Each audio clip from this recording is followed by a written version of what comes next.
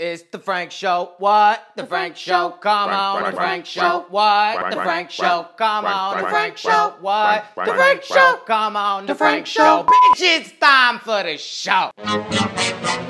Aloha, headsets, it's your boy Frank, and it's time for the Frank Show. Now, first and foremost, Arizona Sunshine is getting a major patch in the next few days. It's gonna fix the aim down sight with the aim controller and with the moves. They're also gonna fix that 180 quick turn, and they're gonna make you able to run with the move controller. So I'm glad that they listened to the issues, especially that was almost everything that I brought up, and hopefully it'll be a much better game. We will definitely jump back to it, check it out, and we might even do an update to the review. Who knows, but stay tuned. Now, if you haven't checked out my Sparc video already, I put it up yesterday and I loved that game, but besides that, Monica did a behind the scenes video that I would love you to go check out. Link is in the description. Please like, subscribe, and comment to her channel. Now, new games coming to PlayStation VR. We got a tweet from Pierhead Arcade that they are showing off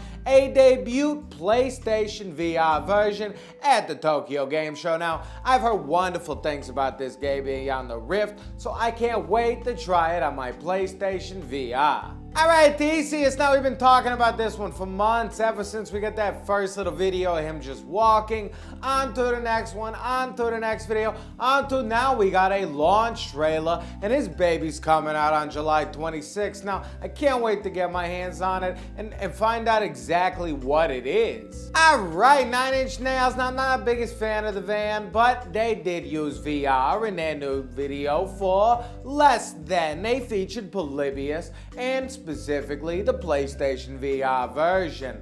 It's pretty cool. Check out the link in the description. Alright, if you're a big Littlestar fan and you haven't been able to get the perfect settings, the creators reached out and showed us the perfect Handbrake settings. I'm flashing on up behind me on the screen. You could just kind of pause it because I'll be shrunk. It disappeared during this time. And right now I'm just kind of bantering a little bit so that you can see all these screens, just in case you want the perfect setup for side-loading videos with the Littlestar player. Now, I don't do this much or really at all, but hey, I've heard it's wonderful. Alright, now for a second, I gotta show this baby off. Now check out this awesome Spawn headset decal. I caught this on Reddit, and I think it's amazing. My buddy over at Flaming Toast did this one. If you haven't seen some of his work, it's phenomenal. He'll pretty much do whatever you like. And at checkout, if you enter the code PSVRFrank, you're gonna save yourself 10%. Now, they got great high quality vinyl decals, and the link is in the description. Alright, Starblood Arena has finally got a demo. Well, in Japan. Now, I'm sure it's gonna make its way to the other parts of the world, but for anybody that's been worried that, hey, it might get me sick or whatnot, at least now you might finally get to try it out before you make the plunge and grab it for only $19.99 right now, and it is completely worth that, even if it was just for single player content, because it is an amazing and beautiful experience. Alright, Paranormal Activity VR. Now, the devs tweeted out they got something special coming out for us next week. I don't know if it's a game, I don't know if it's just a release date, but hey, I'm excited to check it out. And honestly, I'm glad that it's taken a while to come out, because what I heard about the Rift and Vive versions was that it really wasn't that tight and well done. So I'm hoping that they tighten all those screws, knowing that we're a very picky audience. Alright, we got our first look at Ready Player One from a Mr. Steven Spielberg, who's not my favorite director of all time, but hey, I'd check out the film.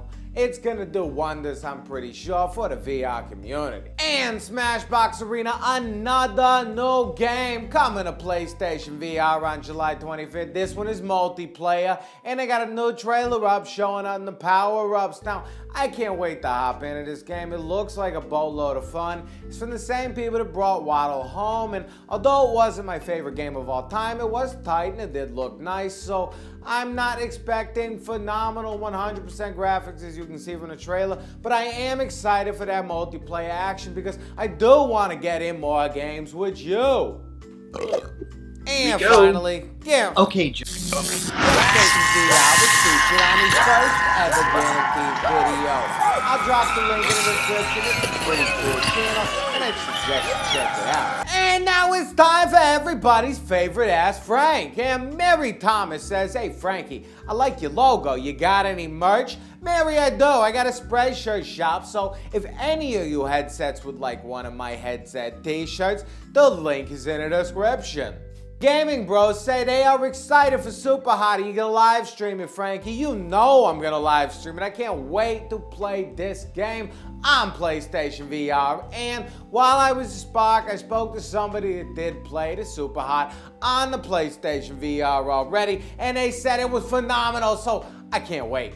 Brandon Beckham says, hey Frankie, what about that upscale cable? Now Brandon, I'm talking to them and I think they're gonna try to send me one. I haven't gotten it yet, but as soon as I get it, I promise you guys, we will test that baby out and see if it's worth your hot on moolah.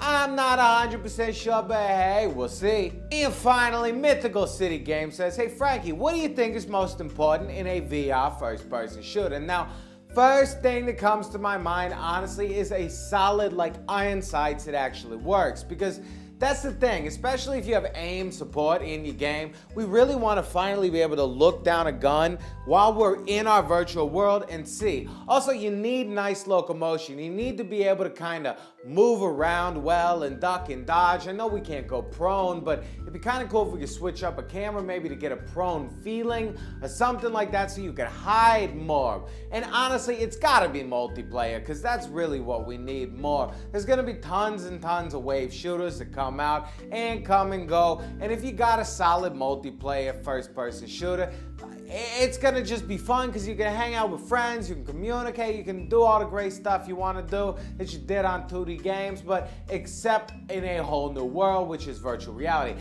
But what do you guys think? What would you like in a first-person shooter for VR?